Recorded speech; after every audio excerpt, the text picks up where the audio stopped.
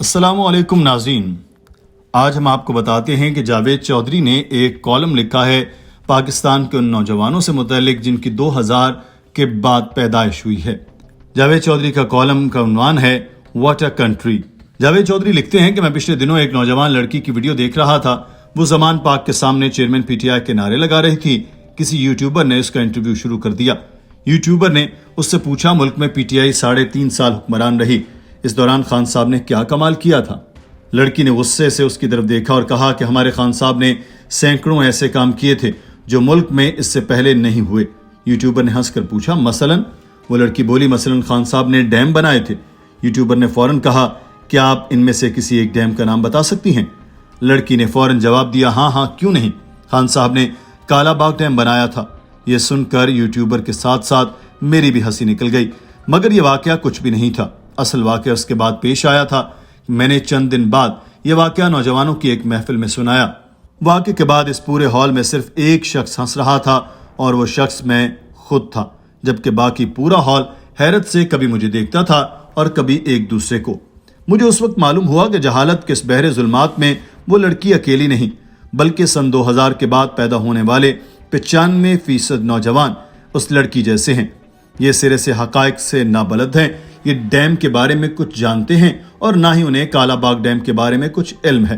یہ محض پروپیگنڈے کی کشتیوں میں سوار ہیں اور آنکھیں بند کر کے جہالت کے جھولے میں جھول رہے ہیں۔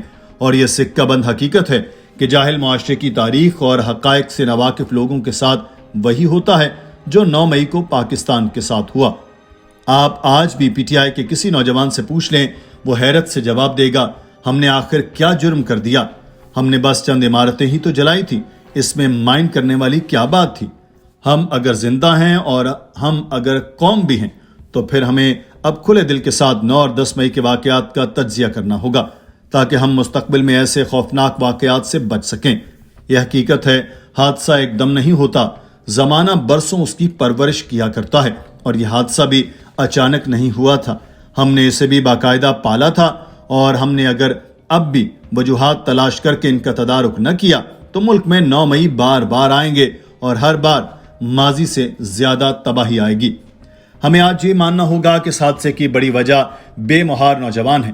دنیا میں سن 2000 کے بعد سوشل میڈیا، اسمارٹ فون اور ٹیبلٹ نے جنم لیا۔ ہماری ایک پوری نسل نے اس دور میں آنکھ کھولی۔ والدین نے پیٹ کاٹ کر ان کے ہاتھ میں ٹیبلٹ اور اسمارٹ فون دیا اور نوجوان سوشل میڈیا کے جھوٹ کے ساتھ جڑتے چلے گئے۔ ہمیں یہ بھی ماننا ہوگا کہ سوشل میڈیا جہالت کا بحر بے کراں ہے۔ اس کا 95% مواد جھوٹ پر مبنی ہوتا ہے، اور ہماری قوم نے اس جھوٹ میں گالی، بے عزتی اور نفرت بھی ملا دی، اور یوں سوشل میڈیا ایپس نفرت اور جہالت کی ایک ایسی معجون بن گئی جس کی کوئی مثال نہیں دی جا سکتی۔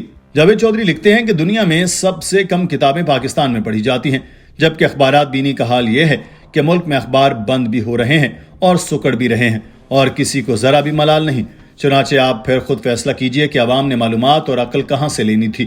اس گیپ کو سوشل میڈیا نے خوب بھرا اور نتیجہ پھر پوری دنیا کے سامنے ہے۔ دوسرا factor chairman P T I ہیں۔ ہمیں انہیں داد دینی ہوگی کہ ملک میں سوشل میڈیا کی اہمیت سے واقف پہلے لیڈر تھے۔ خان صاحب نے سن 2000 کے بعد صرف 3 سیکٹرز میں کام کیا اور کمال کر دیا۔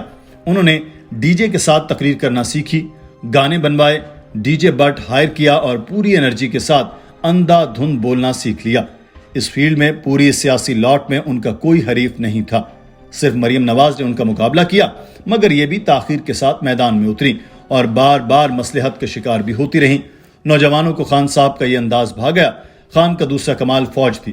یہ فوج کو باور کرانے میں کامیاب ہو گئے کہ ایٹم بم کے بعد میں آپ کا سب سے بڑا اثاثہ ہوں، اور فوج نے انہیں اپنا اثاثہ بھی مان لیا۔ اور خان صاحب کا تیسرا کمال سوشل میڈیا تھا۔ پی ٹی آئی نے پچھلے 15 برسوں میں صرف ایک فیلڈ میں کھل کر سرمایہ کاری کی، اور وہ تھی سوشل میڈیا۔ یہ اقتدار میں آنے کے بعد اس شعبے میں 1.5 ارب روپے ماہانہ خرچ کرتے رہے۔ فوج نے بھی اس معاملے میں ان کی بھرپور مدد کی۔ پارٹی کو نئے اینکرز اور یوٹیوبر بھی بنا کر دیے گئے، جبکہ مخالفت کرنے والے اینکرز اور یوٹیوبرز کو جسمانی، ذہنی اور فنی رگڑا لگایا جاتا تھا۔ انہیں گالی اسکواڈ کے حوالے کر دیا جاتا تھا، اور یہ لوگ اس کی ماں بہن ایک کر دیتے تھے۔ جنرل باجوہ اور جنرل فیض حمید کی مہربانی سے الیکٹرانک میڈیا میں سے 3 چینلز الگ کر کے پی ٹی آئی کے حوالے کر دیے گئے۔ آپ 2011 سے 2022 تک کے اعداد و شمار اکٹھے کر لیں۔ آپ یہ جان کر حیران رہ جائیں گے کہ ملک میں 11-12 برسوں میں 7 کروڑ لوگوں کو صرف ایک چینل دکھایا گیا اور وہ چینل خان صاحب کو دن رات مسیحا بنا کر پیش کرتا رہا۔ آپ اگر 2011 سے 2013 تک کا سوشل میڈیا کا تجزیہ بھی کریں تو آپ کو علم ہوگا کہ ان 12 برسوں میں آصف علی زرداری، شریف فیملی اور مولانا فضل الرحمان کو چور، ڈاکو، ملک دشمن اور عام آدمی کے مسائل کی وجہ قرار دیا جاتا اور حقائق، تاریخ اور علم سے محروم نوجوان اس پروپیگنڈے کو حقیقت مانتے چلے گئے۔ چنانچہ آج آپ کسی نوجوان سے میاں نواز شریف، آصف علی زرداری اور مولانا فضل الرحمان کے بارے میں پوچھ لیں، آپ کانوں کو ہاتھ لگانے پر مجبور ہو جائیں گے۔ آپ اس کے بعد اس سے شیخ رشید، شاہ محمود قریشی، فواد چودھری، غلام سرور خان، عمران اسماعیل، علی زیدی اور عامر کیانی جیسی پارٹی بدل سیاستدانوں کے بارے میں پوچھ لیں، یہ انہیں خلیفہ سے کم اہمیت نہیں دیں گے۔ اور آپ نوجوانوں سے پی ٹی آئی کے دور کے بارے میں بھی پوچھ لیں، یہ اسے ملکی تاریخ کا شاندار ترین زمانہ قرار دیں گے۔ آپ اس کے جواب میں بے شک پٹ مریں مگر یہ نہیں مانیں گے، اور ہمیں بھی یہ ماننا ہوگا کہ جنرل مشرف کے بعد ملک میں ایک ایسی نسل نے جنم لیا تھا جسے ریاست کے ہاتھ نہیں لگے تھے۔ یہ لوگ ریاست کے وجود اور طاقت دونوں سے نابلد تھے۔ یہ پولیس، عدالتوں، ایجنسیوں اور سیاہ ڈالے کے وجود سے ہی واقف نہیں تھے۔ رہی صحیح کسر تحریک لبیک کی کالز نے پوری کر دی۔ علامہ خادم حسین رضوی اور ان کے صاحبزادے سعد رضوی کی کالز نے ملک کی چولیں ہلا دی۔ نوجوانوں نے یہ بھی دیکھا کہ گھیراؤ، جلاؤ اور قتل و غارت گری کے باوجود حکومت نے انہیں سلام کر کے گھر بھجوا دیا، تو یہ بھی ریاست کو مذاق سمجھ بیٹھے اور اس کے ساتھ باقاعدہ ٹھٹھا کرنے لگے۔ یہ حالات کا ماضی تھا اور ماضی کے بعد ہر حال میں حال آتا ہے۔ پی ٹی آئی کی حکومت بہرحال ختم ہوئی اور خان صاحب اپنی شہرت اور حماقت کے زوم میں آگے بڑھتے رہے۔ خان کی پہلی حماقت قومی اسمبلی سے استعفے تھا۔ یہ اگر عدم اعتماد کو قبول کر لیتے، اسمبلی میں بیٹھے رہتے، اپوزیشن لیڈر بن جاتے تو یقین کریں یہ 3 ماہ بعد وزیر اعظم ہوتے یا ملک میں اب تک الیکشن ہو چکے ہوتے، مگر انہوں نے قومی اسمبلی سے استعفیٰ بھی دے دیا اور اسٹیبلشمنٹ سے ٹکر بھی لے لی۔ یہ اس ٹکر بازی میں روزانہ کی بنیاد پر آگے بڑھتے رہے، اور میں آج جب حالات کا تجزیہ کرتا ہوں تو مجھے محسوس ہوتا ہے کہ انہیں جان بوجھ کر آگے بڑھنے کا موقع دیا جاتا رہا اور یہ اس موقع کو اپنی کامیابی سمجھتے رہے تھے۔ اسی دوران انہوں نے عدلیہ میں بھی اپنا گروپ بنا لیا تھا اور ریاست کا ایک حصہ بھی ان کے ساتھ دے رہا تھا، اور یہ سب سے بڑھ کر بشا بی بی کے موکلات ان کے ساتھ کھڑے تھے، اور ظاہر ہے اس کا کوئی نہ کوئی نتیجہ تو نکلنا تھا، اور یہ 9 مئی کی شکل میں نکلا، اور پھر ان کے ساتھ وہ ہو گیا جو نپولین بوناپارٹ اور ہٹلر کے ساتھ روس میں ہوا تھا۔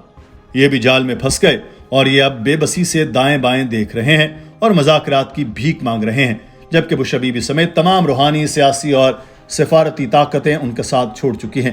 بس ان کی گرفتاری اور ملٹری کورٹ میں ان کا مقدمہ چلنا باقی ہے، اور یہ کام بھی اسی ماہ ہو جائیں گے، اور اس کے بعد راوی خاموش ہو جائے گا۔ لیکن سوال پھر وہی ہے، کیا ہم اس حادثے سے کوئی سبق سیکھیں گے؟ کیا ہم من حیث القوم توبہ طائب ہوں گے؟ کیا ہم ملک کو پٹڑی پر واپس لانے کا فیصلہ کریں گے؟ اور کیا ہم نے غلطیوں کے ازالے کا فیصلہ کر لیا ہے؟ اگر اس کا جواب ہاں ہے تو پھر شاید اصلاح کی گنجائش موجود ہے، ورنہ دوسری صورت میں احساس کا یہ دورانیہ صرف 2.5 سال پر محیط ہوگا۔ 2025 طلوع ہوا نہیں اور ہم ایک بار پھر اس بیماری کا شکار ہوئے نہیں۔ خان صاحب یا علامہ سعد رضوی دوبارہ سڑکوں پر ہوں گے اور قوم حیرت سے ایک دوسرے کی طرف دیکھ کر کہہ رہی ہوگی، واٹ اے کنٹری۔